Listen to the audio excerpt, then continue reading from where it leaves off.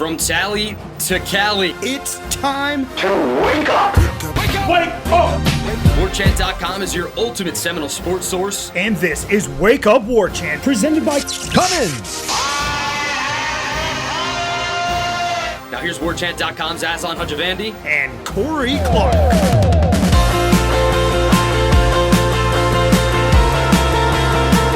Wake up! It's Wake Up Warchant presented by Cummins. Coming up on today's show, Mailbag Marathon. Get hydrated, everybody. Noles add backers as the portal nears closure, and it's the money episode. Lots of questions about it. Do we have it? Wake Up Warchant presented by Cummins, CumminsLifestyle. Follow it on Instagram. It is the Mailbag Show. We will be generating discussion later on in the program. You need to get involved in this show so you can win the ultimate tailgate for 2026. Details later on in the show. But 20 folks tailgating, Florida State, home game, hotel room, Hotel Indigo, you, all your friends. Imagine it, everybody. You can be part of it.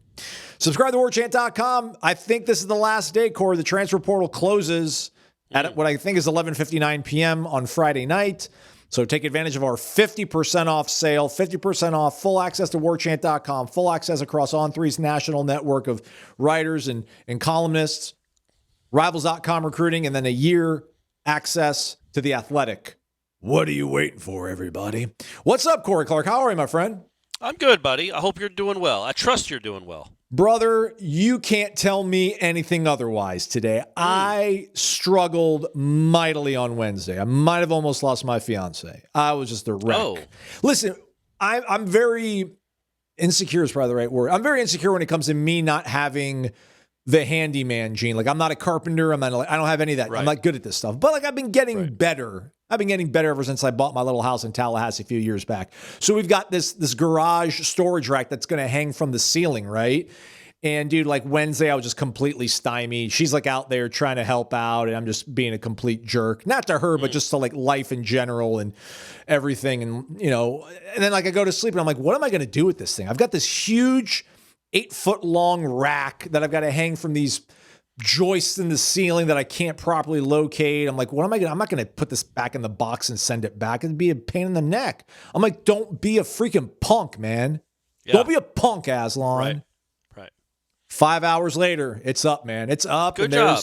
There's a bunch of stuff hanging from it. I did a set of pull-ups off of it, so that thing ain't going nowhere. Feels good, man. Feels real good. Almost as good as when your favorite football team adds a couple pieces in the portal, Corey Clark. Noles not going down without a fight. They're not going quietly into the night. They got 2 backers on Thursday. What are your thoughts on that, man? I mean, I know one of these guys has got an experience and a history, rather, with Tony White and Nebraska, Mekhi Bayor.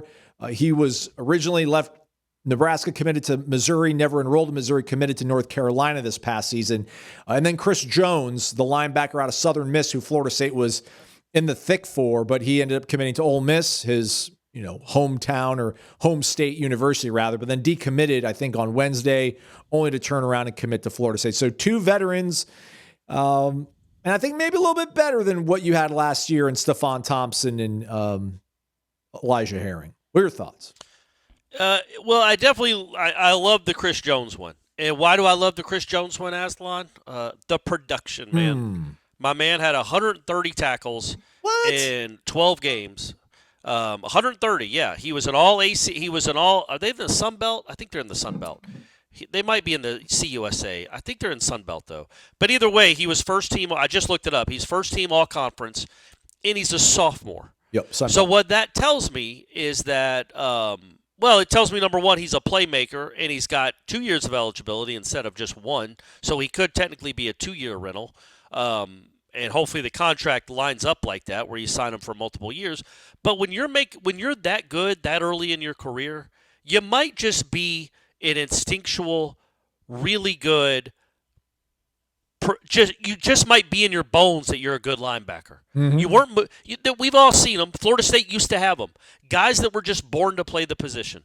They just have an instinct. Tatum Bethune, quite honestly, was like that. Mm-hmm. Just a natural, like a tackling machine. Some guys just have a knack for it. And when you have 130 tackles in your second year of college football, and I think he finished second or third at Southern Miss as a true freshman, and in tackles, and he missed the last 3 games of the season. So this guy is like a legitimate tackling machine, which means he's instinctual and he's a football player. He's 6 foot 230. I don't know if he's an NFL draft pick. I certainly don't expect him to be Marvin Jones or Lawrence Timmons or Derek Brooks. But by God, this team needs productive football players. And it sounds like Chris Jones is one. So he is the most excited I've probably been about one of their portal additions. He's out of all of them, including the 1,000-yard running back, the lineman. I think this guy is something they desperately need. I feel like they've had a lot of guys that just play linebacker because of their builds. I think this guy he might be, having not watched a second of his film, he might be somebody that was born to play the position. And you need those guys. I'll be honest, what I like about it is that Pete Golding wanted him. So if Pete Golding and Ole Miss wanted this kid, he can play at a high level, and I'll take it. So, okay. But I mean, it does feel. I just don't want to get too close to the refrain that we had last year, Corey. Was that we felt so much better about going into 2025 than we did we felt fine going into 2024, but obviously quickly we retreated. But they brought in so many guys who had not accomplished much of anything in 2024. This past season, they brought in all these guys that had produced, right? Like guys that have been playing football a lot of places, long time, and some guys that just wasn't just nearly the breadth of their experience, but the depth of it. They also done really well production-wise. So I just don't. There's got to be something that differentiates him between Elijah Herring and the Stephon Thompsons. I guess health for the Stephon Thompson, because we just never seem to have him right. But I just wonder if there's a place to land the thoughts and the evaluation of a guy like that, and not fall back on what we did last year. It's kind of the stuff though that I've been talking about. Like Herring, I don't think Herring was all conference. He was a good player at Memphis. He racked up tackles, but when the coaches, I assume it's the coaches, maybe it's the media, that votes on your all conference, and he's first team all conference. And again, 130 tackles is, I know Herring wasn't around that, and neither was Stephon Thompson. And by the way, Thompson actually probably was a pretty good addition. He just was hurt. Yep. He was pretty productive when he was healthy. He just wasn't healthy. But yeah, I just think this is the kind of guy I've been talking about. Like, go get a guy that leveled up. This guy's too good for Southern Miss. He proved that. He had 180 tackles in 2 years. His first 2 years. He should only get better and bigger and faster and stronger. And those are the guys you want that have leveled up. Not a guy that couldn't play at another place. He wasn't good enough to play at some SEC school, so he comes to Florida State in hopes of resurrecting his career. No, this guy is kind of redefining his career. He outgrew the place he was at. And Florida State, I'm really, really excited. I'm just very excited about, mainly because of the position he plays. Because I do think it kind of is the same. To me, it's like the Tatum Bethune. Like Tatum Bethune was at UCF, and I know maybe his last year there they were in the Big 12, but I think that was a lower conference. No, I think they were still AAC. And he leveled up. He went from an all AAC caliber player to a real productive college linebacker at Florida State who was an instrumental part of a great defense. This guy could be that. Again, 130 tackles as a sophomore. I know he's not playing Miami and Clemson every week, but that just, to me, tells you that the guy makes plays. He makes plays. He expects to make plays, and he's proven through 2 years that that's exactly what he is as a playmaker, and I'll take it. All right. Also, linebacker Mekhi Bayor, who was at Nebraska in 2023 and 2024, didn't seem to play as many snaps this past year in North Carolina for Bill Belichick and the Tar Heels as he did in 2024. He played 375 snaps, played 252 this past year. Graded out at 67, though. That's solid. Low scores, though, against TCU, Clemson, and then NC State in the finale. But otherwise, seemingly a good piece. He was one of the more highly coveted guys coming out of the transfer portal last year, Corey. I mean, again, he committed to Missouri and then at the last minute kind of like flipped to North Carolina. I think there was a lot of hope that he was going to actually follow Tony White and Terrence Knight, and to a lesser degree to Florida State. It didn't work out that way. But 6'2", 230, a little bit bigger frame. I wonder if he could be part of the edge, the jack position that they have in mind. Although he doesn't have a lot. He only had 2 pressures last year in North Carolina, 5 the year before Nebraska. So maybe that's not his bread and butter after all. Maybe just more of an actual true linebacker. Yeah, it's another piece. It's a depth piece. I certainly wasn't doing cartwheels about that signing just because he hasn't produced. He's a senior. He kind of is what he is. But it's a piece, man. It's another piece. So now you look at this linebacker crew. Right? Omar Graham's still on the roster, right? Correct. Even though he's technically in the portal, I think. He's still on the roster. So you have Omar Graham. Blake Nicholson's still here, right? Yes. Stephon Thompson, or is he gone? I think he's exhausted his eligibility. And then these two guys, and Lavalier from North Carolina that was hurt, didn't play last year that they're high on. AJ Cottrell, or did he enter the portal? Yeah, I guess he's around. Yeah, so you've got some bodies, and again, I think this guy is the stalwart, the dude, not the kid from North Carolina, but the Southern Miss kid. And I just think you kind of build around him. But it's nice to have, it's nice to get even Blake Nicholson to an extent. Hopefully he gets better and bigger. But he's played now 2 years of a lot of football. You've got a position now that you're basically trading these two guys for Herring and Justin Cryer. Maybe it's a wash, but I don't think so, man. I think there's a chance. It's just not. I guess I should say when you look around the country, the 130 tackles isn't normal. Those guys don't just fall off trees. I'm looking at his game log. He had 13 tackles against Mississippi State, 14 tackles against Louisiana Tech, 12 against App State, 15 against Texas State. He had 8 games with double-digit tackles. I don't know the last time. The last 2 years there haven't been 8 games total where a Florida State linebacker had double-digit tackles. This guy had them all by himself in one season as a sophomore, a true sophomore. So, again, it just makes me it buoys me about what they're doing in the front seven. They don't need to be done, but that's a really nice addition to that room. All right, no other updates as of now on the Desirs. Kevin Wynn, since we last spoke, announced that he will be returning to Florida State, so we do have that going for us as well. Matt Lacer's got us all covered. Later today, we'll actually speak to Deuce Robinson.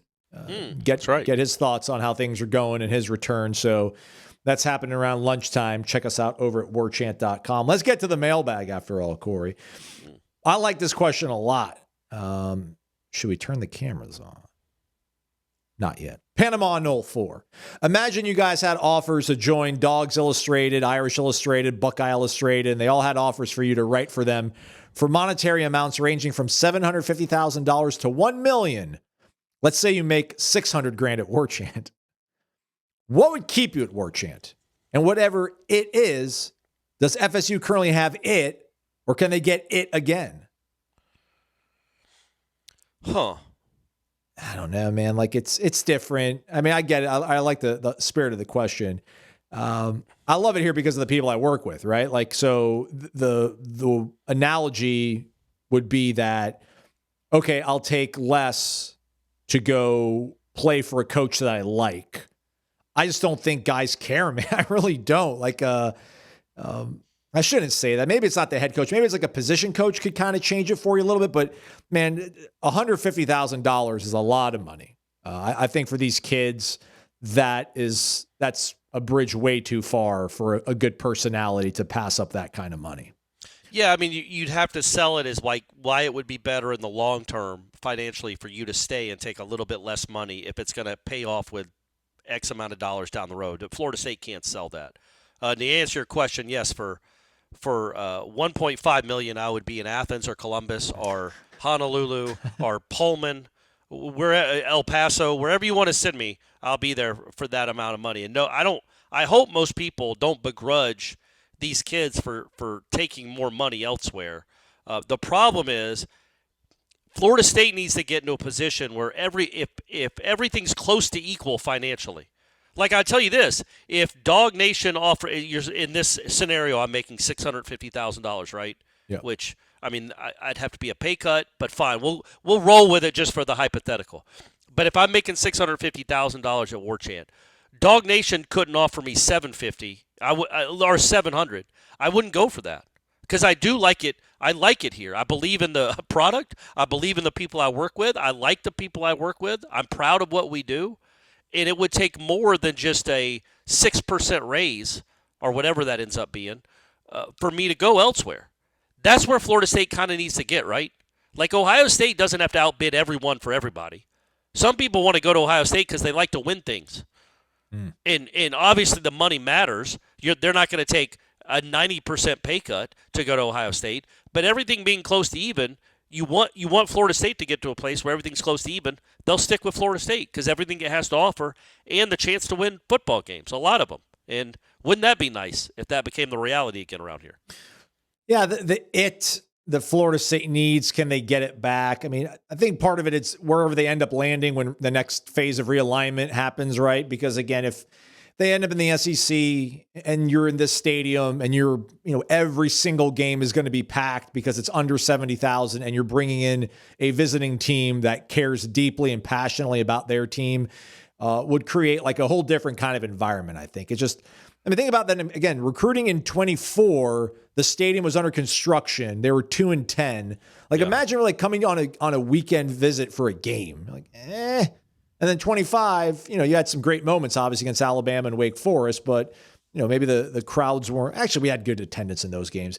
For me, I think it's getting to a better conference that would get Florida State's kind of mojo back, because I think we're a little too far removed for these young men to really obviously appreciate the Bowden dynasty. And then even Jameis's season is a little bit having to reach way back into the recesses of their earliest memories. So let's get into a conference where we're playing big boys all the time. Every single game is like a really big deal. And we don't have these, Virginia Tech, Wake Forest, Yawner, Stanford games, which, hey, listen, one of them beat us. The other two did not, though. So next question on the mailbag, Corey, is MX Hutso. FSU Twitter's most active person, I feel like. Miami has shown the defense can win championships. The only reason Miami is where they are is because of their defense, and specifically their defensive line. While FSU's offense may be pretty darn good, what are the chances of having success without a good defensive front seven? Won't other teams just run over and over against Florida State and have long, plodding drives that will just keep the ball out of the hands of FSU's offense? D-line should have been the number one priority after the offensive line. I think defensive line should have been the number one priority, period, especially if you're going to go the route you did on quarterback. And I'm not saying, I don't even know who they went after. I don't feel like they made a run at somebody like Levitt or the kid from TCU. Yeah, but Lagway, Calandria. Yeah, but I mean, again, who's that? Lagway? You know what I mean? I get that he's a name, but Calandria and Lagway, when you take Calandria's UNLV season away, those guys were like the TD to interception ratio was 1-to-1. Now, I would have liked Calandria because he would run, and he could run for 650 yards, but you're not talking about the elite of the elite when you're talking about Ashton Daniels, DJ Lagway, and Calandria. So they clearly made it a point that they weren't going to go after a top-dollar quarterback. And again, why would you in Gus's offense? We've been over that a million times. So, yeah, with that in mind, knowing now in hindsight that they're not going to go try to get a big-name quarterback, yes, defensive line, I think, should have been the absolute priority. And, again, still a couple days left in this thing. But right now they've got, one defensive line commitment? And it was a kid from A&M that had 2 sacks? It boggles the mind. You're absolutely right. You would have thought the Florida game and Jaden Ball's footprint would be imprinted on their skulls. Like, that dude emasculated that entire defense for 4 quarters, for 3 hours. He could have run for, they had no business. They had no way of stopping him. And yes, now they're not going to face a lot of Jaden Balls, but every team they face is going to try to run it right down their throats. Especially, we'll see what happens with the Desirs. It's nice that Kevin Wynn came back. He had 1 whole tackle in his career, but he might be awesome. That sounded sarcastic. It was, but he could be really good. He's a true freshman that was hurt. So if he's a nice player, okay, good. What else you got? Because right now it seems like you don't have anything on the defensive line that really is going to be suitable to challenge for an ACC championship, which isn't asking a lot, Aslan. I just want to remind everybody again who played for it this past year. Trying to get to Charlotte is not that big of an accomplishment. It's not asking for the world. But, yes, the defensive line makes no sense what they're doing. And, yeah, Miami is where they are, not because of Carson Beck. He might be awesome on Monday night. We'll see. But he actually was incredible on that last drive against who'd they just beat? Ole Miss. Yeah, yeah, was that was crazy on third down. He was just dropping dimes. But he was great. He ran in the final score. But on third down, he made a couple great throws. He ran it in on 3rd and goal. Like he was nails on that final drive when they need him to be. But their first playoff game, they scored 1 touchdown, and then the second one, I think he had 1 or 2 touchdown drives at most, maybe 2 against Ohio State. The other one was a pick 6. Yeah, like he had led 3 touchdown drives in 2 games. Because, their running game and their defense is the reason they're playing for the national championship. Mario built it the right way, and he also has 2 first-round-ish. I think they're both going to be first-round picks on the defensive line. It would be really nice if Florida State had something like that, but that doesn't seem to be a likelihood for at least 2026. Yeah, let me go here and look at, we'll just say defensive line. Again, like right now, as we sit here and talk, Mandrell is the number 2 top defensive lineman in the portal. Like not that's still out there, but like this cycle. The kid from Wake Forest who committed to Texas Tech is number 1. And then behind him, some kid from SC that committed to Bama, the kid from Pitt who committed to Notre Dame, this huge dude from Oregon who committed to Notre Dame yesterday, Tion Gray. So, I'm not trying to make any excuses for this program where it's at and this staff, but this is the one thing that's not ever really going to be plentiful in the portal. It seems like, Corey, like Jared Verse and Fisk, those are the outliers, man. That was the golden age. I don't think you're going to get a lot of first round elite level guys in the portal, at least that you're going to be able to bid, head to head with. So yeah. That's why it would have been nice to keep the Desirs. And I guess that, we'll still see how that goes. Because, I think both of them are like top 100 players in the portal. They would be great I can't call them an addition, retentions for this roster, and they're desperately needed. And they hold all the leverage. And the problem is you still don't know as you get right into the day, because you can still entice a kid to go in the portal that's not thinking about it right now. Like if the Desirs told them for sure, we're not coming back, we're done, we're going somewhere else, well then they could. That's money that's freed up because of the new contracts they signed before the season started. They have I believe they have offset language in those contracts will give Florida State some buyout money, and you go entice some guys to come to Florida State. Not all of them are signed, they're committed. And hey, you trying to win games or not? It's not a gentleman's sport. So if somebody's committed, I know there's an Ole Miss kid that's one of their really good defensive linemen that just entered the portal Thursday Principal. night. Yeah, man, he was from Nebraska. He was there with Tony and Knighton a few years ago. Okay, well, I'm saying, and maybe again, just speculation. He did play for them, and maybe they got the word from the Desirs. Yeah, man, we're not coming. It's like, all right, well, that frees up some money. Hey, call Prince and see if he wants to. If he's thinking about maybe going elsewhere, who knows? And also, a kid that was the Chris Jones kid from Southern Miss was committed to Ole Miss. Thing is, though, could you have afforded to let Jabril Rawls walk to then use that money to get an elite defensive lineman that you feel good about? Like, Rawls, you've coached him, he's been here. Like the difference in allocation money that you think is worth it, having somebody up front that can pressure the quarterback or stop the run versus a guy on the back end that could cover. Because again, like Florida State, man, we're going to talk about it a lot in this show. Just the money just hasn't seemingly been there. So that's the only way. Or they maybe they're waiting. Maybe they're doing the whole Bowden thing when he used to be the best recruiter in the country, where Florida State going into the final weekend of National Signing Day would have 3 commitments. And then 4 days later, they'd have 24, and 7 of them are 5 stars. Yep. Like just out of nowhere, just a barrage. Maybe that's what's about to happen, Aslan. Let's hope. Maybe that's what, and all this hand-wringing has been for nothing. So, yeah, let's hope. Let's hope Tony White is not a dumb human being. He understands the role of a cornerback versus a strong defensive line. He had a good secondary this past year. What good did that do him? Like, you've got to be strong in the front 7. You've got to be good up front. They know how to allocate money. You wouldn't re-sign Jabril Rawls at the expense of going and getting an all-conference type lineman, defensive lineman. That doesn't make sense. So I'm just giving them the benefit of the doubt because they're human beings that know the sport of football. That you would just be stunned. No, you wouldn't. I would be stunned you guys would not, I'm sure. Your eye rolling, just listen to this. I would be stunned if they didn't have the proper money allocated to make sure they are strong enough up front to avoid what happened to them last year against Florida.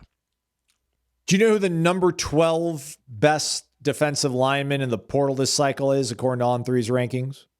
I just saw it. Yeah, I do. So that's a trick question. But, yes, I just saw it. Really? Tomiwa Durajaye, who was here, last year and was wherever, West Virginia before that. He actually did grade out really well, though. He graded out at 74.5. That's really good, playing in the Big Ten. So, maybe you could have tried to get that guy back. But, again, at what cost? At what cost? You don't have to worry about budgeting like the Florida State front office has when you go to the Corner Pocket Bar and Grill. Everything's pretty darn affordable. And best of all, it's delicious. Yeah. Amen, brother. Delicious. Ice cold drinks, daily lunch specials from 11 a.m. to 3 p.m. weekdays, happy hour 4 to 7 p.m. weekdays. Take advantage of it. Get your Friday, get your weekend started off right over at the CP. And I believe it's happy hour all day Sunday.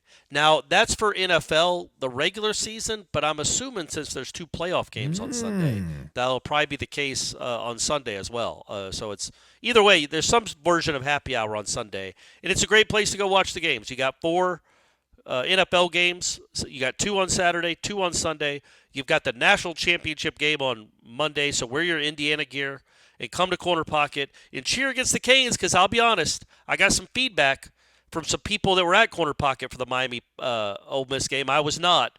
That it kind of turned into a Miami bar. Oh, no. There's a lot of Miami fans coming out of the woodwork here now that they're good. So let's overrun them a little bit with the Hoosier with some Hoosier pride. Hoosiers! So, yeah, we all know that cheer. We grew up with it. Amen. So we all remember I was trying to think of a famous Indiana football player. Anthony Thompson, that's the only one I think of, a running back from the 90s. There you go. But other than that, or Michael Penix, does he count? That was a few years ago. Yeah. Go to Corner Pocket. It's a great place to watch all the sporting events.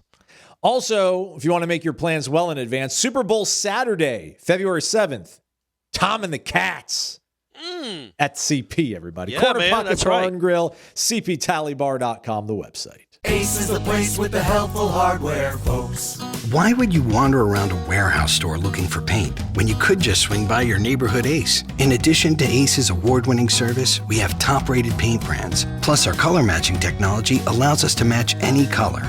So stop wandering and start painting. Head to your neighborhood Ace today. In Crawfordville, your home convenience store is Ace Home Center and Napa Auto Parts, located at 2709 Crawfordville Highway. We are back at his Wake Up Warchant. It is presented by Cummins. CumminsLifestyle. Follow it on Instagram. Let's go to Mark in Naples. Wake up. Question. Why did Michael Alford and the FSU administration push hard to get the Doak renovation done and the football facility done, only to seemingly pump the brakes with investing in the football program itself? 1, they appear to be shopping from the discount shelf with the new coaching hires. 2, they wait until 6 days before the window to hire a GM. 3, player acquisition in the portal. I think we can all agree it's been underwhelming, especially at quarterback, defensive line. Is it truly the so-called Norvell suck tax? Seemingly that we have to pay a lot extra for quality because Norvell's gone 4-17 against Power 4 opponents, or are they saving money anywhere they can in preparation for paying the buyouts at some point in the 2026 season? Well, real quick, Corey, the money that renovated Doak, I think some of that was public funding, not, and I think some of it also is, financed through bonds and things like that, where they can recoup the money. So it's not the same pot of money. You can't use the money to fix up a public stadium at a public university that you would then use to pay players to show up to your program. And then the football facility, though, I can't really push back on that too much. And I know that you were ahead of everybody on that, Corey, for years, saying that why pay for this thing when you can pay players? My only pushback would be, like, if I had money, I wouldn't want to give. I mean, I don't know, like who can we say from? I don't want to name a name from last year, but I don't want to give a kid. I don't want to be part of $800,000 to go towards 2 players that we pulled away from a group of 5 schools to go 5-7. I'd rather have my name on the side of a building or like a brick on the side of a building. I was going to say $800K is not getting your name on the building, big guy. No, but like to me, so I could at least, I could have my kids at some point like walk through that facility and they would see our name on the side of it. Like, yeah, man, that was cool. Or I don't know, you don't even get a bowl tchotchke this year for giving the money that you gave to Florida State this past year. So what's the question? What's up with the money, man? Like, why did Alford seemingly, they pushed hard to get the stadium renovated, to get the facility done, but then when it comes actually having the product that makes it worth having all these other bells and whistles, they're like, let's wait and see. Yeah, I just think. Are they saving for the buyout? Is the last crux of the they're question. definitely whittling it down a year. Now they're not. They're definitely not trying to go into next season. Just they're not tanking. You don't get the first pick in the draft if you tank. So there's no need to try to tank willfully. But if the thought, and I think it's more of the thought of the people that give money to the university, like big money, like, man, how about I hold off this year because I don't trust what this guy's doing. And next year when y'all come for me for money to help fire him, I'll give you some of that, and I'll also trust more in the new coach you bring in, and I want him to be successful. Maybe there's some thought there, like I don't want to give bad money to chase more bad. I don't want to give bad money to chase bad money. Yeah. So wear it for another year. But I just think the fact that we talk about, it's $60 million, man. Like that's a lot of money to be invested in a head coach. And it's a lot of money to be invested in the program. You also, again, as we talked about a bunch too, you've got the money to pay the ACC when you want to get out of this conference. It goes down, I don't know, $15 million every year, but you're going to pay it eventually, and it's going to be a lot of money. You paid whatever you paid for the football facility. So, yeah, but it's kind of, but my pushback's been all along. It's like you wouldn't do this if you didn't care. Like we can certainly criticize the way the money has been spent, or the way it wasn't spent after the Stanford game and they kept them. But we can't criticize the overarching idea or the notion that, I guess to reframe it, the notion that I criticize is that this administration doesn't care about football when you just said all the things they've spent the money on. Now, are they spending it wisely? Clearly not. But they do care. You don't pay a coach $60 million.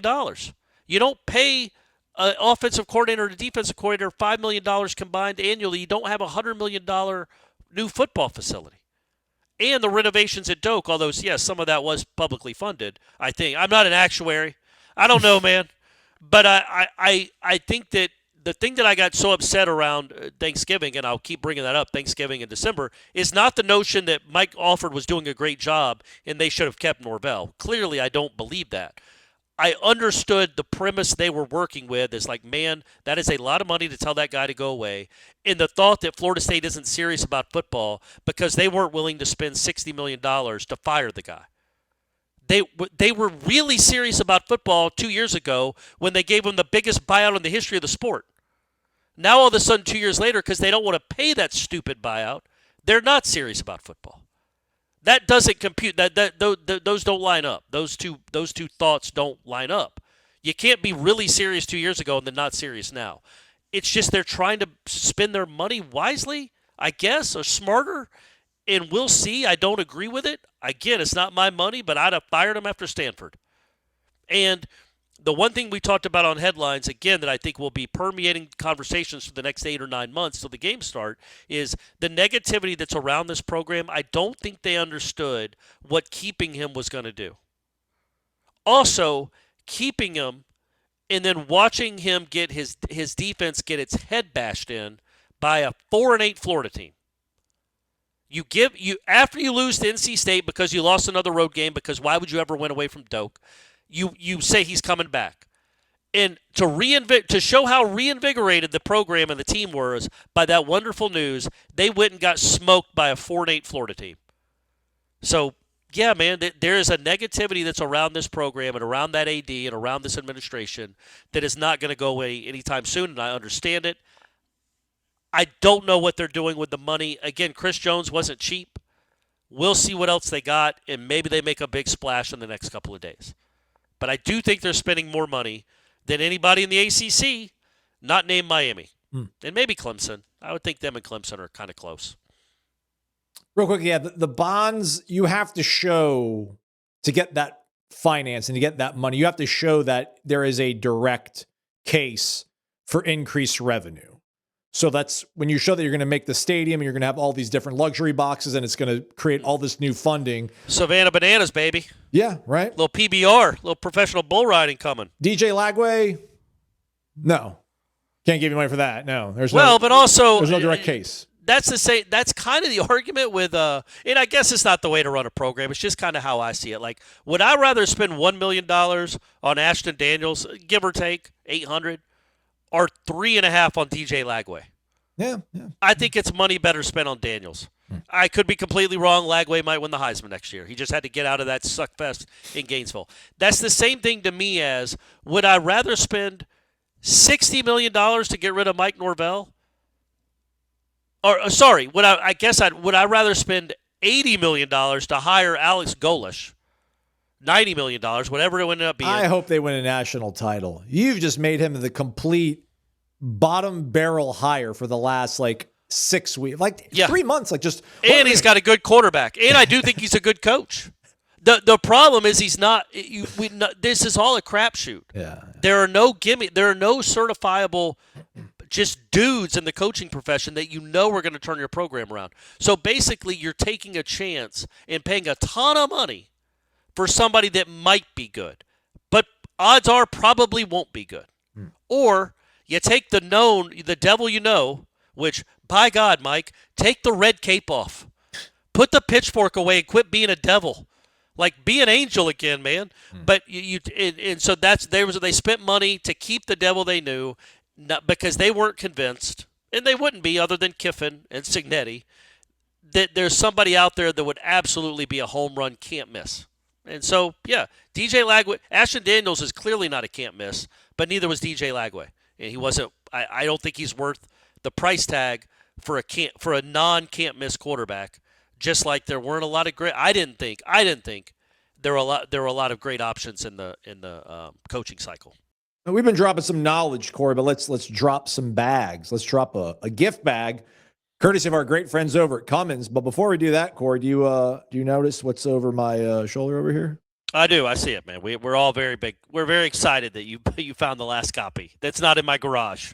Got plenty of those still in my garage. Signing day, everybody. It's a real book. Corey and I wrote it. And not just ago. This past. Yeah. Somebody got upset on Twitter when I posted my little video thinking that you guys were asleep at the wheel as journalists, not reporting on what's going on at FSU because you were dilly-dallying writing a book. Oh, well, yeah. It took us 20 years, and we published it. We published it 20 years ago, but it's finally out for people to buy. How much did it cost Abby? I don't know. I didn't ask her. I'll ask her after we're done. I'm going to guess 20 cents. The shipping alone is probably $8, but the book itself was probably 20 cents. Well, too self-deprecating. All right, let's do this. We got our monthly winners, or rather our weekly winners from the month of December. We're midway through January, so let's get to it. Our winners from last month were Island Chief, Adam CZ, random_John, and XDQ004. Corey, how many times do you want me to hit shuffle? 2. 1, 2, and then we spin the wheel. 4 men enter. Only one can win the monthly gift bag. Looks like it's going down to Naples. All right. Like Adam CZ. Ooh, there you go, Mark. Congratulations, buddy. Finally coming through for you over here. Even more importantly, all 4 of those gentlemen, and you, if you act now, well, you got a few months. Subscribe to warchant.com, though, as we said at the top of the show. We'll be doing the ultimate tailgate giveaway for this year's grand prize drawing. Home game 2026, you're choosing. You'll get a hotel room at Hotel Indigo. You can either get a king bed for you and the lady or you and the sir, or you get 2. Get the band back together. 4 deep in one hotel room like the old times. You'll have an ultimate tailgate experience for the home game of your choosing. 20 folks, food, drink, alcoholic and non-alcoholic. They're going to set it up, tear it down. There'll be a bartender there for you. Wow. Free of charge, courtesy of our awesome friends over at Cummins. With that said, we got some questions to get to here, Corey, that got close. Random_John, the aforementioned, said, Corey's been pointing things out like Indiana and Vanderbilt have shown that you can flip things fast in the portal era. So here's my question. Is FSU positively flipping things? Are we losing portal battles because we lack money or because we're spending it on the wrong things? What do you feel is the driving force for FSU's money situation in the portal for making new additions? This then dovetails into Noles Maximus, Corey. Noles Maximus has got a lot to say. When the transfer portal opens, it's like Christmas, where there are gifts under the tree and you hope you can get some good ones instead of just some clothes and books. Ever since Mike proved he could portal well, I was ready for a potential flip, especially in years when we need it badly. But with only days left, that optimism has faded fast, especially on defense. It's been basically clothes and books. What was it this book? Right. This book? Yeah. It's not even about missing on elite transfers. We're struggling to get impact players on campus at all. We signed a linebacker who won't even factor into 2026 due to an ACL injury. So I ask of you, gentlemen, what's gone wrong here? Was it a miscalculation by the staff, assuming the brand would carry weight despite 7 wins over 2 seasons? Did the late hiring of John Garrett disrupt the process? Are we simply being out-negotiated in a portal era dominated by agents and leverage plays, or is it some combination of all of the above? Corey, this is the question on everybody's mind. Without further ado, the cameras have been on. Give us some power, please. No sound, though. Look at that. Quick learning. Corey Clark, everybody. That was for you, Shanna. No more grunts. CumminsLifestyle. Give it a follow on Instagram. This is generating discussion. It is sparked by Cummins. Noles Maximus will be into the monthly drawing for January for a gift bag, but also that ultimate tailgate. So, Corey, yeah, man, what has gone wrong here? Miscalculations by the staff, assuming the brand would carry weight. Is it the late hiring of Garrett? I mean, I think that's something that Jeff mentioned with you guys, at least on headlines or maybe during JCS, just about. He was always a little bit leery about the time it was going to take or the impact a GM would have this cycle, because you had to have been around months ago to make the contacts with the proper agents, get a good feel for who's going to be entering, who's interested in your school, to get a really head start on it once things opened up. So, I mean, is it the money? Is it the product they're selling, or is it just the people in place in the personnel department that have helped all this kind of come together in not the greatest way? Yeah, man, I think Maximus got it right with the last one. I hate to be this guy, but yeah, it's a portion of all of it. You are a 7-win program over 2 seasons. You're not a 7-win team. You've won 7 games in 2 years, which is probably third to last in the Power 4. You do have a head coach that nobody believes in and nobody's excited about, and you have a fan base that's apathetic at best and angry at worst, and they're angry. And maybe it's harder to get people like that to donate than they originally thought.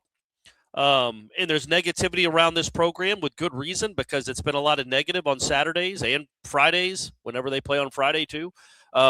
So I think that all of that factors in. But I don't know about the Garrett thing. I still don't quite agree with, because whether you have a relationship with an agent or not, I don't know anybody, whether they're 19 or 29, that if their agent is fielding a call from somebody offering them more money, the agent's like, "No, I've only known you for 3 days, man.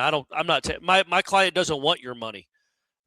You've only been at that job for 4 days. I know you're offering me double what Texas State is offering me, but no, we're going to go to Texas State because no, man, that's not how the world works." I think the problem with Garrett is, if you are working on a budget, it's nice to have inroads 2 months ago where you could literally start building a relationship, and you're in the rough looking for diamonds, and it's more time in the rough looking for those diamonds that he didn't get because he was kind of thrust into it for whatever reason. It took him 5 weeks to decide the guy that was here 2 years ago was the guy they wanted running the thing. So then, he was a little bit behind the 8 ball, and I think you're seeing that. I think they've done fine offensively. They have. I think the quarterback decision, the more it just becomes clearer and clearer to me that's actually, they got Daniels to be a quarterback, to be in a quarterback battle, whether they're going to say that or not, whether Ashton would say that or not. I think they want that to be a real battle with Sperry. So they saved money on that front. It does not make sense to me that Deuce Robinson is a marquee signing. Yes. Marquee and cost a lot of money. Good. He's good. He's worth it. Jabril Rawls probably cost you a lot of money. I think he's worth it too. It's bizarre to me, though, that they have not spent any real money on that side of the ball from people outside of the portal yet. Again, we'll see where it lands with your defensive line, but it's very, very frustrating and disheartening that this roster still looks like this and the portal closes today, right? Yeah. Again, as we've talked about, it doesn't mean you can't get guys after today, but there are going to be no more additions after what is it, midnight or 11:59 on Friday night is the last minute you can enter the portal. So unless your coach ends up getting fired after this, or you're Miami or Indiana. Oh, right. Okay. So to answer the question though, yes, I think there's probably a bit of a money issue. Whether you want to place blame, or whoever you want to place blame on that, the people that raise the money, the AD who maybe controls some of the purse strings, I don't know. But clearly there seems to be a money issue, and they've got to get that in order because this is coming around again next year. And having the money that I've heard that they've had to spend on top of the NIL revenue, I don't know how true it is, but it's not a sustainable number. You've got to go get money. And I don't understand it, Aslan. We think they were going to get people to pony up the buyout money, but not pony up the roster money. But I also understand not being a gazillionaire myself. Yeah, well, it's neither, right? Right, I'm not going to give you. I'm not giving you $8. I'm not giving you $5 to get rid of him. I'm not giving you $1 million to help him out, man. I gave you guys $1.5 million the last 2 years. So the people that wanted him fired, which you're looking at two of them, frankly, after the Stanford game, I thought he was done and he should have been done. But if you can't afford to get a good roster, how are you going to afford to fire him? Like, where's that money coming from? I think that's something that we all need to kind of think about now is if they can't afford a great roster right now, which it doesn't seem they can, I don't know. Literally, I don't know that they could have afforded to fire him. Yeah. So, hey, I jotted this stuff down earlier in the day because obviously money is a problem. But Florida State is doing the best they can, at least when it comes to their rev share, to put as much of that into football as they possibly can. So I didn't have a budget in mind, Corey. I just kind of went position by position and just figured how much money you would give to that entire kind of room. Mostly like you're starting 85. You know, not you're starting 85, but like you're 85. I know you're at 105 now, but 85. So you're working on what, like a $25 million cap? I wasn't, but we will. It'll get around to that. So I'm thinking with what Florida State has at quarterback, that's probably $1.5 million in the quarterback room. Running back room, probably $2 million. Yeah. Tight ends, $750. A wide receiver, probably $3 million because I think Deuce is $1 million, 7-figure guy. Offensive line, I mean, I'm saying $5 million just because there's so many bodies, but you're not having to spend a lot on these guys. I don't think any of those guys were $1 million. They better not have been $1 million guys. I think that's probably a little high. I know you got to pay a lot of them because there's 18 of them. Yeah. Some of these kids need to be happy with $10,000 spending money in a scholarship. So then 2.5 to the interior defensive line, 1.5 on whatever you have right now at edge. None of this counts the Sears. It does count Kevin Wynn. $1 million at linebacker, $3 million on your defensive backs, and then $250 on your special teams, your specialists. You add all that up, Corey, all that I gave, that's $20.5 million. Yeah. That's all your rev share, man. You know, and I think that's, other than the offensive line, and I think you're probably right, that was probably a little bit too liberal of a number. I mean, listen, Deuce is getting over $1 million. Rawls is getting over $1 million. Barker's probably getting close to, I don't know, 5. So, I mean, you got two dudes in your. You think Barker's getting $5 million? No, 500,000. 500. Okay, so, you've got two players in your secondary that are probably making $1.5 million. That are making half of what I think is probably budgeted for Charles Lester and KJ Kirkland and whoever else is left back there, right? Yeah, yeah. And again, we have to basically all that to say $20.5 million. It's probably not going to buy you conference championship. Well, look, I would say the number that we heard from last year's roster was 24, somewhere in that neighborhood for the overall roster. I think this roster will be more than that. It would be insane to spend less this year when they are in dire need of a good season to spend less. So let's assume they're in the 25-26 range. But I think the $1 million linebacker total is probably low because there's 7 of them, and you're not done. And you're hoping to entice some guys that were on campus on Thursday to sign with you. So I think that number is low. But, yeah, the fact that you're only spending what you're spending at quarterback and you did not pay this coaching staff to go away. So that was money saved. Yeah. And everybody left, and all the coaches that left, other than Surtain, Right, so you do have to pay Surtain the money that you got rid of him, but everybody else that left, Papuchas left on his own volition, Tokars, et cetera, you're paying less for these coaches that you have in now than you did those guys. So what I would say to this is, like, I know I'm not trying to be naive here. Let's assume Texas Tech leads the way with $45 million. Ohio State's paying 40. Miami's going to pay 40, somewhere along there. I do think Florida State is in the next tier. When you think of all the football schools in the country that are spending money, Florida State will end up in the next tier. Not the top tier. They're not the Yankees and the Dodgers, but they could be, I don't know, man, the Braves and the Cardinals. Because look what they spend on their coaching staff. It just makes no sense to spend 70% of your money on your coaches per year. That's idiocy. And I don't think those people are idiots, but 7 wins in 2 years might make you think twice about it. So I do think they have money to spend. Not a ton. They're not an untapped faucet. It's not an untapped, it turns off at some point, but they have enough to be competitive. And right now, again, I'm saying this knowing that, and I want to stress, we do not know what this roster is going to look like, especially on the defensive side of the ball. I think they're almost done offensively. Defensively, they've got a lot of work to do, and they know it. So let's see what it ends up. But right here, as we talk on January 16th, I'm baffled at the lack of people that have signed with Florida State on the defensive side of the ball, because you need a lot of help. We'll see where they turn. Matt Lacer's going to have us covered. Warchant.com's got us all covered. Let's head over there. But first, let's go follow Cummins Lifestyle on Instagram, everybody. Generating discussion. Buy some stock, too, right, Aslan? Should they buy some stock in Cummins? They should. Postscript to generating discussion, Corey. The conversation continues. One Champion Way. Solid name. How long have they been around? July 2007. All right. Okay. That's crazy. It's like, oh, that's almost 20 years ago. Like, what? Really? Yep. Yeah, man. Yeah. The Lorenzo Booker, he's still on the team then, wasn't he? 2006? Yeah, I think that might have been his swan song. Yeah. Spending. Well, first off, let's go to this one. Before we go to One Champion Way, let's go to Jimbo 11. Wake up. Is there a desire among Warchant and other journalists to report player salaries? Why are player salaries in terms of their contract reported? Or I guess not reported. Because I don't think we really are reporting their salaries. No, nobody does anywhere, man. Yeah, I got desire to do it, but nobody's going to give me that information because I got a big mouth. Right. There's no there's no way. Maybe there is now. I don't know.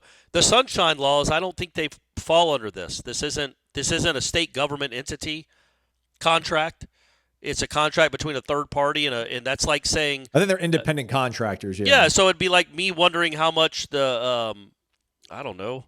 I'm so dumb. I can't even think of the analogy of like what do you call the person that runs the construction company? The foreman? Yep. Or the GC. Like what did the foreman get for helping build the football facility? Although that probably is public record because he was building building something for the university, but like a normal job, like my job, it's not public information how much I get paid. Well, I think I'll tell you right now, it's $980,000. Well, I think we know what the bid is. I mean, I don't think it's usually like, but how much that actual person gets paid. Right. You don't know that. Yeah, so we know the whole rev share number, but we don't know. Yeah, but breaking it down again, because it's all none of it is transparent. It's a clown show from start to finish in this sport. Yes, I would definitely want to know. I think it would be incredibly beneficial if Ohio State listed what their salaries were for each player, at least each starter. What do you think? Just give us all an idea. What would piss a coach off more if you released their salary spending on their top 30 most highly paid players, or the opening script on offense for like 2 games? Ooh. Yeah, they can always check to something else at the line of scrimmage. I would think. Yeah, man, they don't rosters.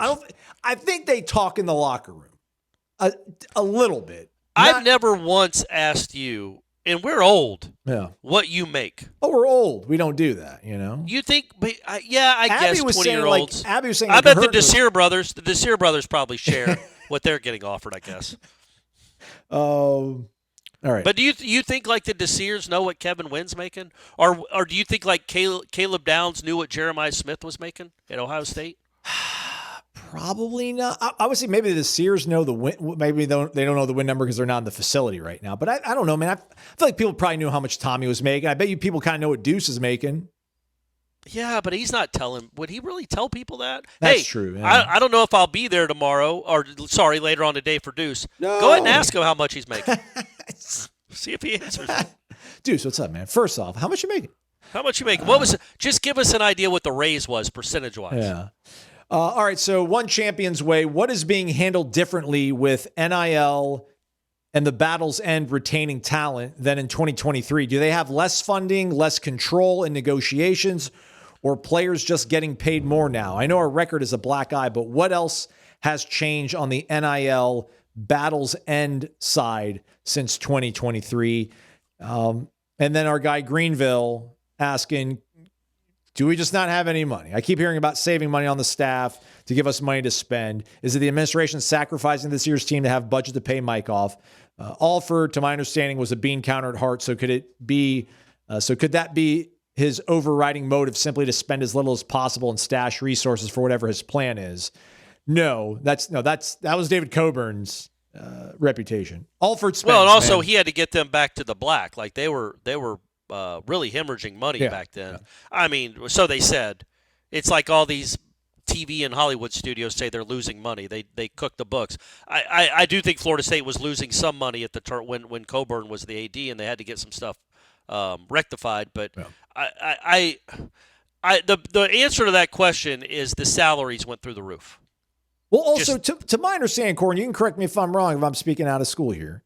My understanding was there was one to the Battle's End part of this question from One Champion's Way. The Battle's End portion of this was mainly coming from one person who was very, very sold on Mike Norvell. Like the family met Mike. They were kind of impressed by who he was, what he was building. And then they're like, all right, we'll help it out. And I think they helped get 2022 kind of sparked and getting guys like Verse and things like that rolling. And then in 2023, it was like, all right, well, I'm not trying to do this in perpetuity, but like we're close. Let's go for it. And they went for it. I mean, they should have had a shot at trying to get it done, but they didn't. I think, to my understanding, that they started pulling back going into 2024. So it has gone much. It went from like this whale trying to get a whole bunch of grassroots kind of to like, hey, follow me. Let's make this snowball into an avalanche. And I just don't know if the grassroots, I think 3,000 is the number that went out in that email that the Battle's End sent out earlier this week about the amount of donors they still have. I just don't know how many of them are donating more than like $5,000 or like even more than like $500 for it to make a big impact. But they stated that, yeah, the days of them firing off 64 tweets or whatever it was, saying, hey, Jarian Jones, sign, Fisk, sign, everybody, Renardo Green, everybody, bomb. That's done. But they're going to focus on like 10 to 15 guys that probably go beyond the revenue share budget that would really help the team out. Like they're going to be, the bat signal kind of thing, right? So that's my understanding with Battle's End, and you can go from there wherever you want, Corey. Yeah, I mean, we'll see. I think that, yes, Battle's End, look, again, I just go back to like when Jared Verse came here in 2022, I am convinced he got less money to come here from Albany than Chris Jones is getting to come here from Southern Miss. And that was Jared Verse, Defensive Rookie of the Year, first-round pick. Like, the salaries have blown up so exponentially. And I know what Keon Coleman was paid. Well, no, that's not true. I know how much Florida State paid him more than I think Ole Miss was his second. Like, what convinced him to come to Florida State from Ole Miss? And I was told it was about $25,000. That was just 3 years ago. 2.5 years ago. That's Keon Coleman. So think about that number. And he was not a millionaire. He wasn't getting paid $1 million. And what Keon Coleman would get today.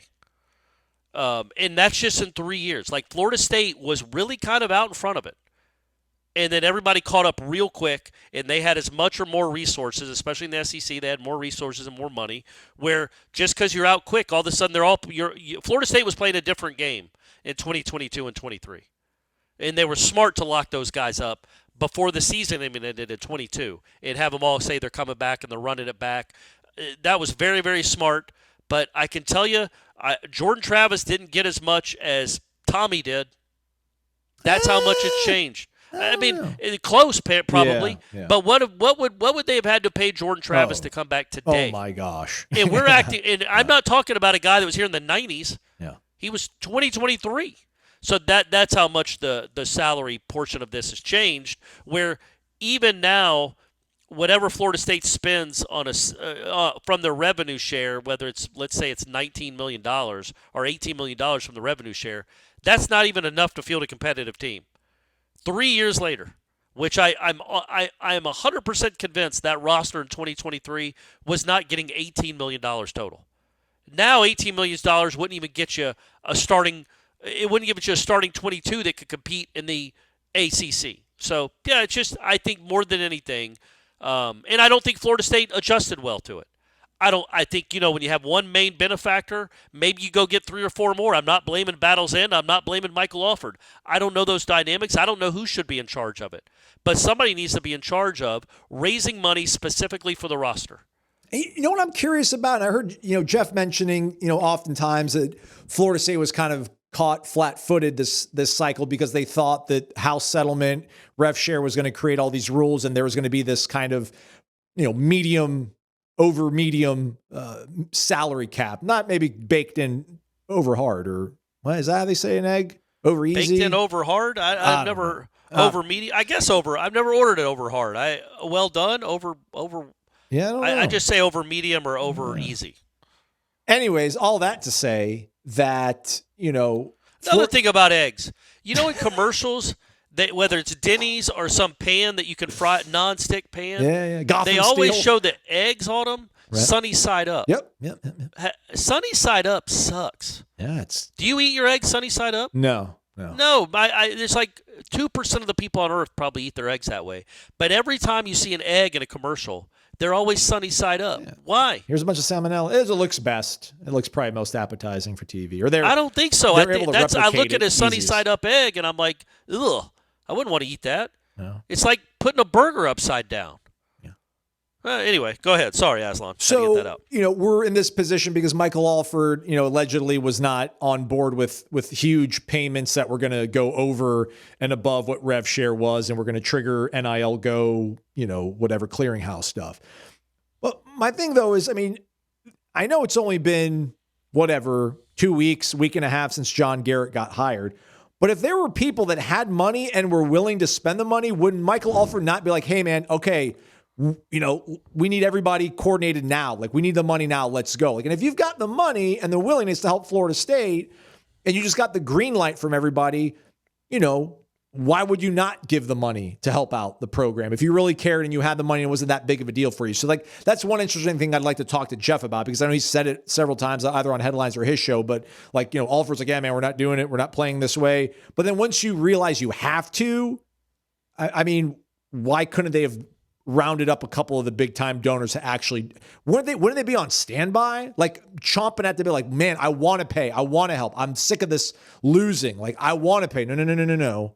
Well, then once it's like, well, we have to, like, there's no other choice, you would figure, somewhat come flooding in, but it has not, Corey. It has not. We don't know that one way or the other. Let's see what happens in the next couple of days. Honestly, let's see that.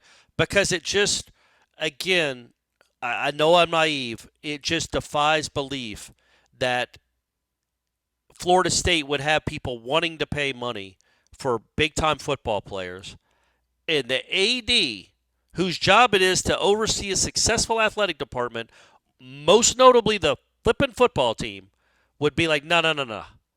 We're good with Daniel Lyons and name someone else. Yeah, Deontay McCray. We're good with those guys. We don't want Princewell, Ulamani, and that's close. Don't even ask me. Don't even ask me. Yeah, we don't want him. No way. No. We don't need that. They burned us last year on the James Williams kid, so we're not spending more money on his guys from Nebraska. I would be floored by that. It just doesn't make sense from a financial standpoint. Even if you think you're saving money, no, you're not. You're losing money because you're going to end up having to pay the head coach $50 million to go away next season. So you'd rather give this head coach every single good player you can get, so you don't have to pay that buyout, and you hope the team can win in spite of his incompetence. Saying if you're a Norvell hater, in spite of his incompetence, you could give him a roster where he could just fall into a 9-win season.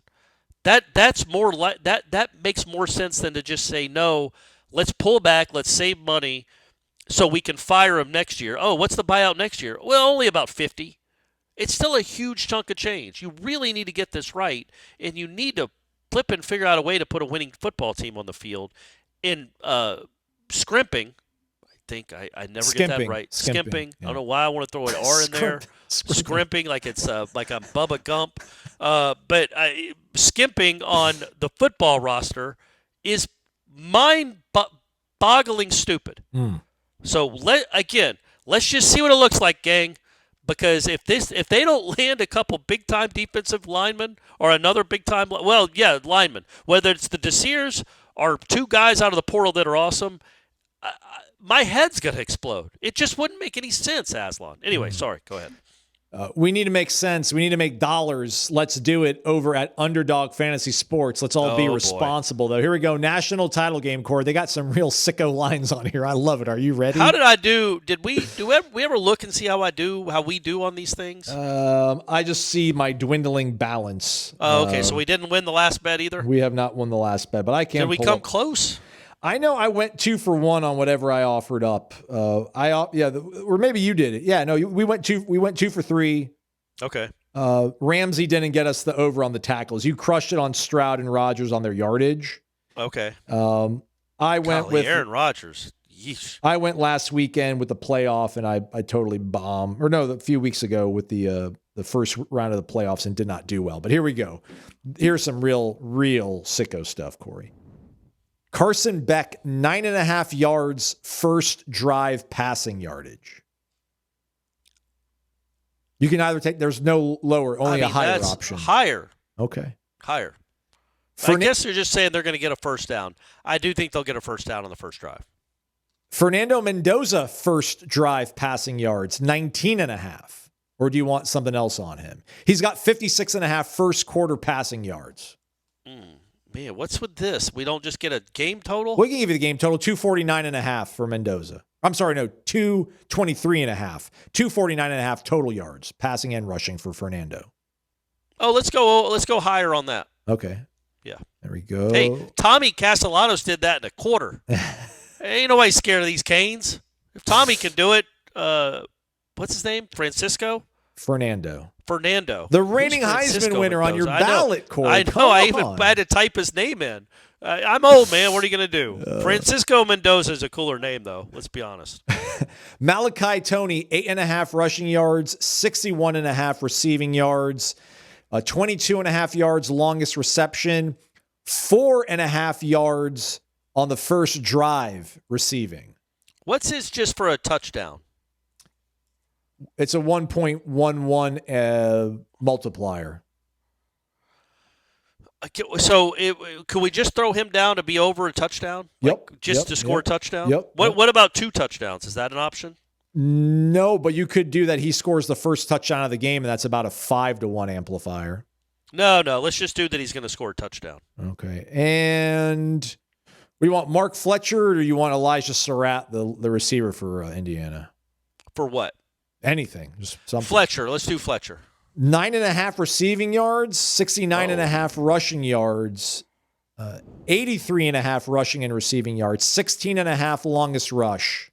I think it's easy pickings with that receiving yards. They're going to throw a couple screens to him to try to slow down that Indiana pass rush. Okay. So yeah, I think that's taking candy from a baby right there. That's guys. We're not going to let you down. 9-1. I'm going to put the last of what I've got, I think, in this. Let's get a dub, everybody. You folks, download the app. It is Underdog Sports. Download the app today. Use the promo code WARCHANT to score $75 in bonus entries when you play your first $5. That's promo code WARCHANT. Underdog, make picks, win money. Underdog Fantasy Sports must be 18 or older, 19 or older in Alabama and Nebraska, 19 or older in Colorado for some games, 21 and older in Arizona, Massachusetts, and Virginia, and present in a state where Underdog Fantasy operates. Terms apply. See assets.underdogfantasy.com/web/play and get terms _DFS_.html for details. Offer not valid in Maryland, Michigan, Ohio, and Pennsylvania. Concerned with your play? Call 1-800-GAMBLER or visit ncpgambling.org. In New York, call the 24/7 Hope line at 1-877-8-HOPE-NY or text HOPE-NY. We're back. It is Wake Up Warchant presented by CumminsLifestyle on Instagram. Give it a follow. Mad dash to the end. Gio Noles' question was pretty much every question we've gone over. He says, do you think we can ever get back to our kind of football in this new era? Are we going to be able to survive without a billionaire assisting with the program? Do you think with a whole year with the program, John Garrett can make a big difference? We've touched on some of that, most of it. Shout out. We love you, though, Gio. Keep asking questions. Yeah, I think that he can. I think he can make a difference once he gets his feet are on the ground. But, yes, I do think that – not that I believe in him necessarily. I believe in that position, and you've got to be good at that position because you've got to make sure you've got the money allocated for your high school kids, for your college kids. You've got to make sure that you keep an eye on the entire country and kids that fit for you out of the portal because they're all free agents. And I do think they need to be better at that. So I absolutely think he can make an impact. To answer the question about are they ever going to get back to, I don't know if the implication is like to the 90s. Well, he meant the lack of interest from that. I should have read the whole thing. The lack of interest from elite talent on both lines of scrimmage has been a great concern. Yeah, no, I think that could happen. I mean, if Miami can do it, Florida State can do it. They're in the same conference. And Miami's been irrelevant a lot longer than Florida State has. So, yeah. It can happen. Maybe take a different coaching staff. But, yeah, it definitely can happen at some point again in our lifetimes. I guarantee it. It will happen again. Island Chief, work with me here. If karma is a thing, what was the karmic offense we committed to be the first undefeated Power 4 team to be left out of a playoff and then suffer an unprecedented nosedive off the cliff of respectability that may not have hit the bottom yet? I mean, let's maybe we were too hard on Herb Street's dog. The football gods weren't about that. I don't know. I really don't know. It's nonsense. Every loss they've had since that Selection Sunday has made me angrier about Selection Sunday. That's probably not how it's supposed to be, but it does. It's like, hey, man, Florida State, who knew it was going to be a miracle for Florida State to be undefeated? And it was completely and irrationally dismissed as if it didn't matter because they were going to have to play a backup quarterback. Just lunacy. And again, Aslan, I'm going to say it for the 100th time. If it was a 12-team playoff, Florida State would have been the 3 seed. Maybe the 2. They definitely would have been the 3 seed because they wouldn't have cared. Hey, Alabama's going to get in anyway. They don't have to be a top 4, but they had to manipulate it to make sure with 12 teams, Florida State's the 3. With 4 teams, Florida State's the 5. Make that make sense, but that was the reality. They did not want an ACC team in there without its starting quarterback because everybody deserved to see Jalen Milroe play quarterback one last time. See, we're probably at a karmic deficit, but I think about, in 2014, we got hosed. We should have been in the Sugar Bowl. Yep. But we also got that pass interference call, offensive PI call against Notre Dame to kind of keep it was things. OPI. What are you talking about? Ref saw that it was fought right. It's OPI.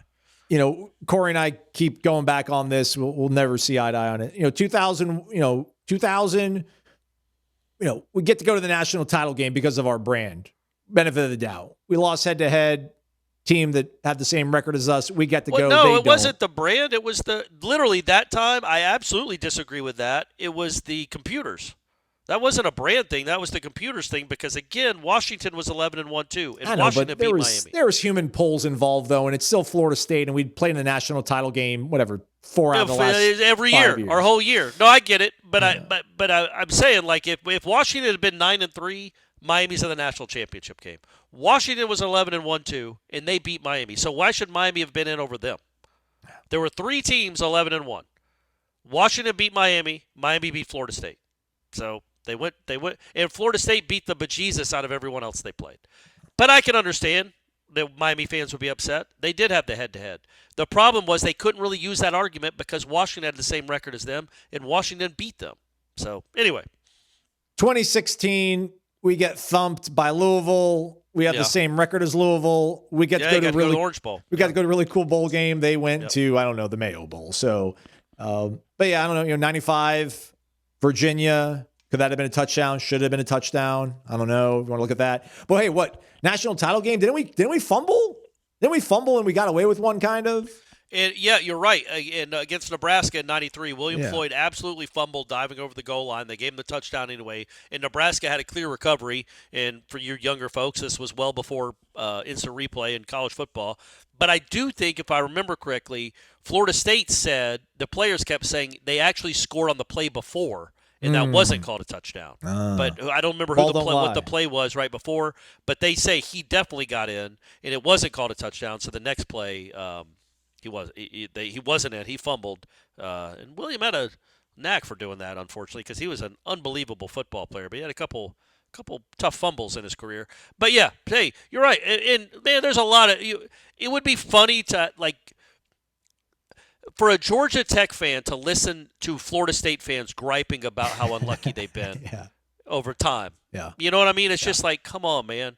You know what? I was listening to that today because it was Bill Simmons was talking to the Duke kid, Kneppel, the kid that not Kneppel. Cooper Flagg. Yeah.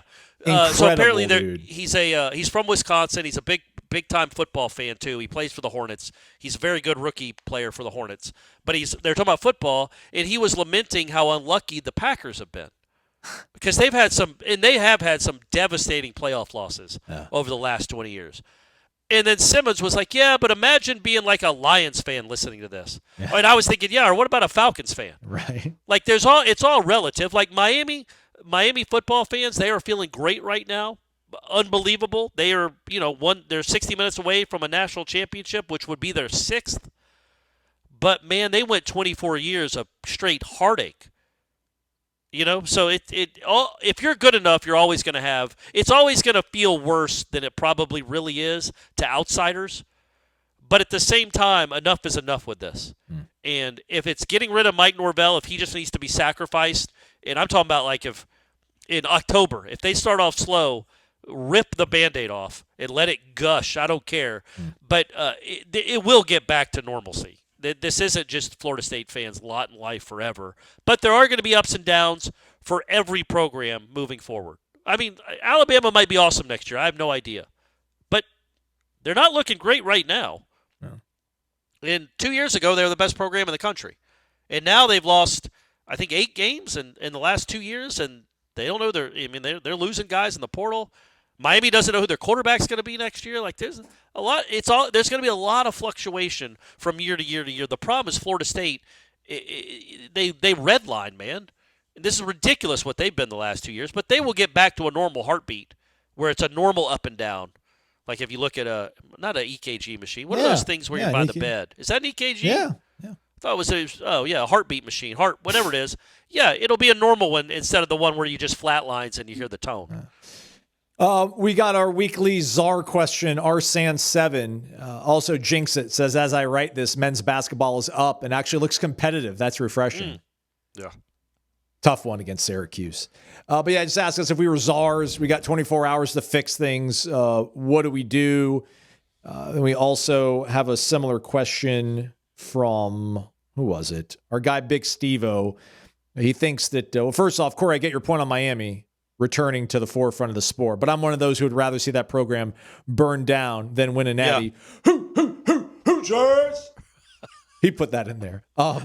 He says he would change so much about the current landscape. Question to us is the contracts. How should they be handled moving forward? This includes coaches and players. I think the czar thing for me would be one-time transfer. And then, I don't know, contracts. It'd be a nice coach. I would like to see coaches' contracts not be guaranteed or a much less threshold. I think if Norvell gets fired, he's owed 85% of his remaining contract.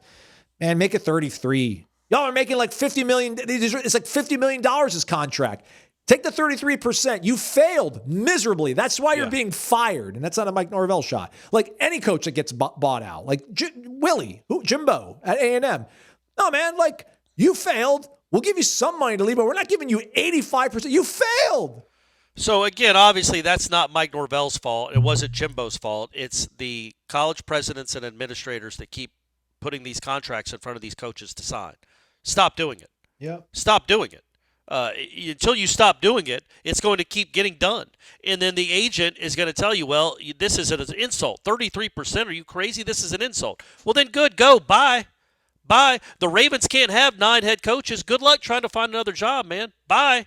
Like you'll find somebody that will coach your team and only get a buyout of like $13 million. Oh, the horror! How can you feed your kids instead of 60? It is outrageous what Florida State in hindsight did. We all understand why they did it, and it was the market rate at the time. It was more bad luck for Florida State that I feel like the coaching, the coaching market is now, I think, being completely altered.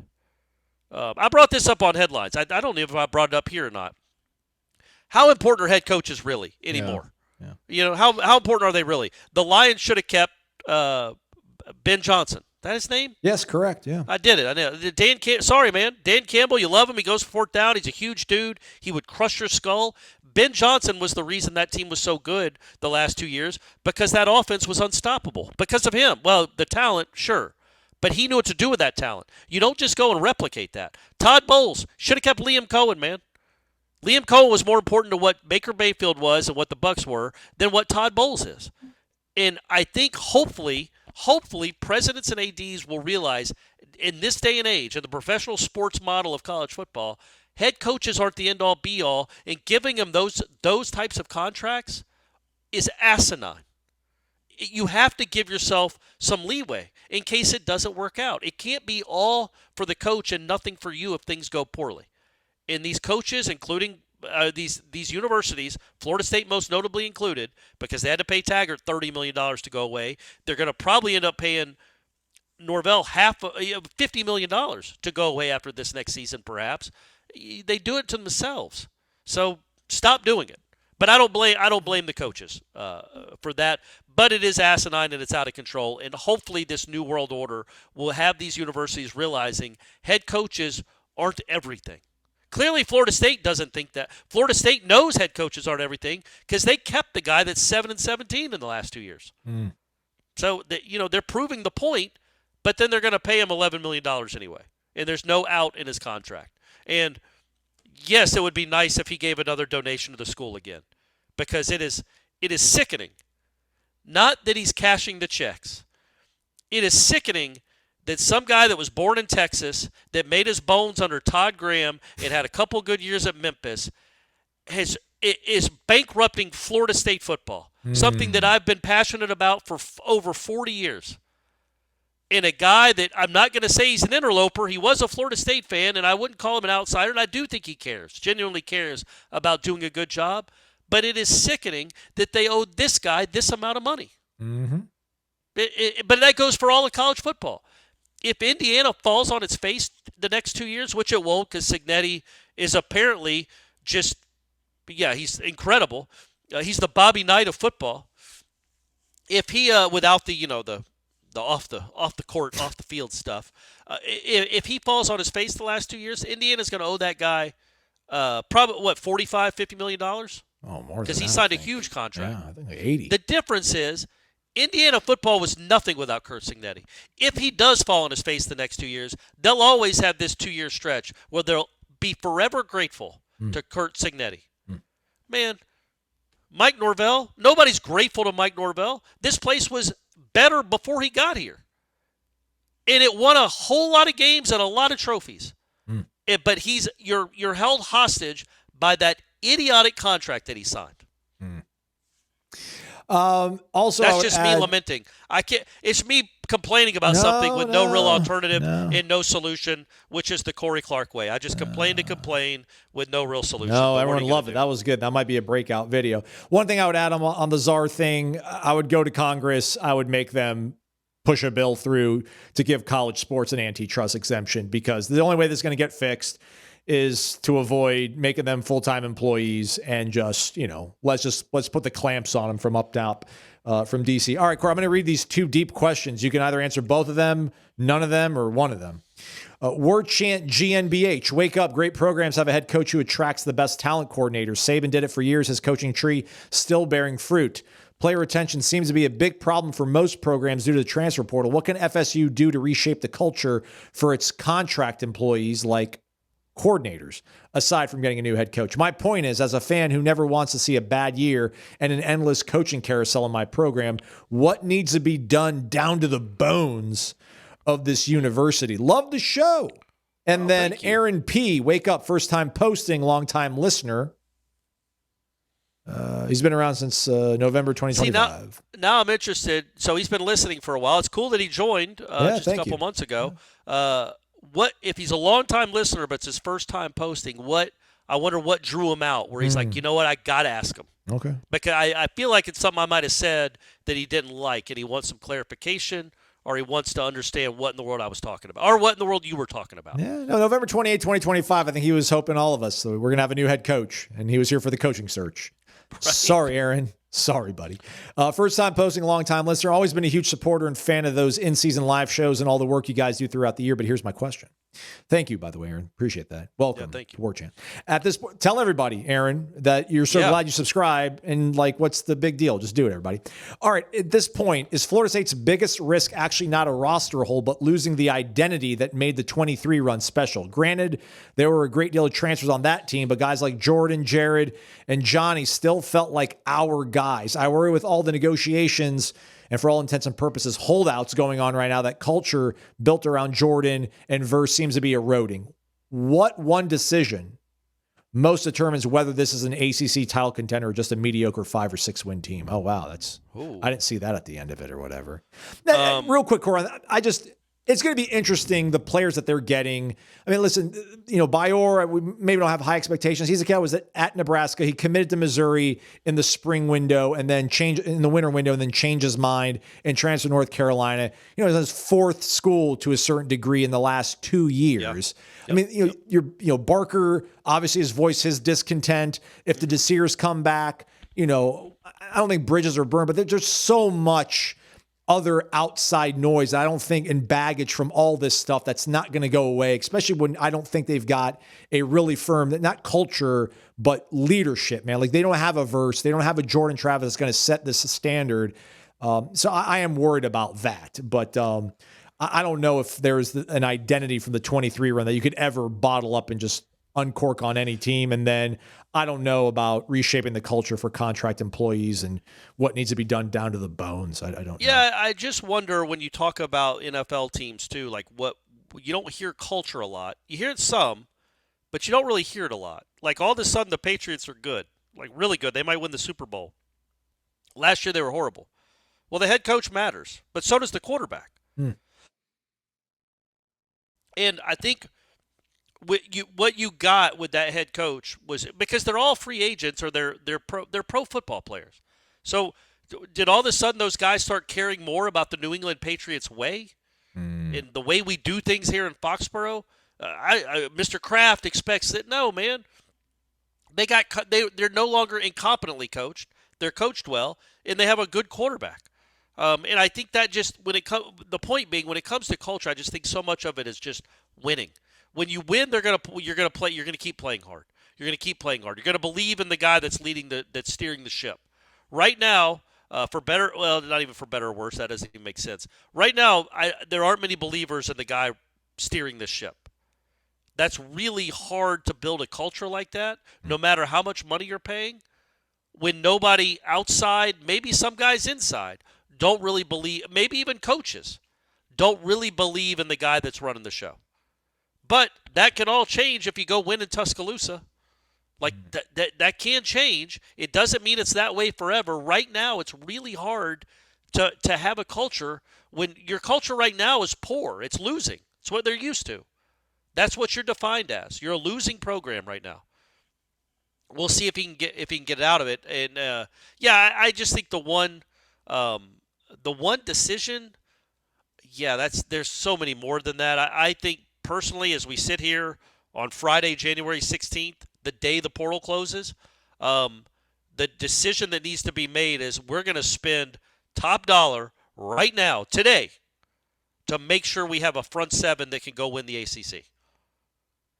Call whoever you got to call. Mike, by God, give us a paycheck or two. But talking to Norvell, not some random Mike. Offered to. Like, donate some money to the cause. But they need money they need to go spend money without berating or keep harassing your boosters. Go find a revenue stream, one way or another. Go find a pot of money. Go win the lottery. I don't care. Go make sure that you have enough money to put together a competent to good front seven that could go win the ACC. The offense will be fine, not great. If you have a good defense and a good offense, you should theoretically have a good football team. And that might end up in Charlotte. Maybe the one decision that determines contender for the title for this conference or mediocrity is the way your quarterback plays. As you said, Corey, obviously, right? You don't have a new coach, but you do have a new quarterback. On the way out, Corey, NYC Noel. This is the last thing. We read every single question. It might be Sperry. I want to keep reiterating that. It might be Kevin Sperry as your quarterback. Yeah, that would change things. That would change things a lot. Maybe we can ask if he wins the job. That's interesting, man. Like I know we're on the way out. It's been a long show. It's been long. Way too long. Real quick, if you hear on August 25th, if Norvell says Kevin Sperry's won the job, he's our starter. I think that's actually going to give this fan base and this program some juice. I feel better about things probably, yeah. Yeah, because we all know what Ashton Daniels. It's the promise of the unknown. Yes. It's of what Kevin Sperry could be. Now he might fall on his face against New Mexico State, and that'll be that. But I think just him being the starting quarterback would, even though it's not like he was a 5-star, it would just give this program a jolt to have an unknown commodity that might just the potential to be awesome. Yeah, would be enough to get people excited. He got dropped late by Oklahoma when they got their new coordinator, so that's how he ended up at Florida State. But it's crazy. I mean, he comes in that Stanford game after Tommy got his head chopped off, and goes 4 for 7 with like almost 70 yards. One was a crazy Hail Mary. But he had the wherewithal to get the ball down the field. Correct. That snap, I don't know if it was a bad snap or he wasn't ready for it or whatever, but he had the wherewithal to throw it to Deuce. Like, where's Deuce? Where's Deuce? There he is. And give him a shot. You get the pass interference. You get one. Not Deuce, Danzy. What did Danzy? You're right. That other play. The last time down. Yeah. So, he made 2 plays. Like, all right, man, that's pretty heads up for a true freshman coming in cold on the road in a sleepy freaking environment. Got a little bit of maybe a little bit of a football player in him. Yeah. You know what I mean? Yeah. I think people would be genuinely excited if Sperry won the job. I don't like to go out on negative stuff, but it's NYC, Noel. Wake up, Jen. Since New Year's and time for New Year's resolutions, here's my list I'm hoping is on Mike's list, Mike Norvell's list to give up through 2026.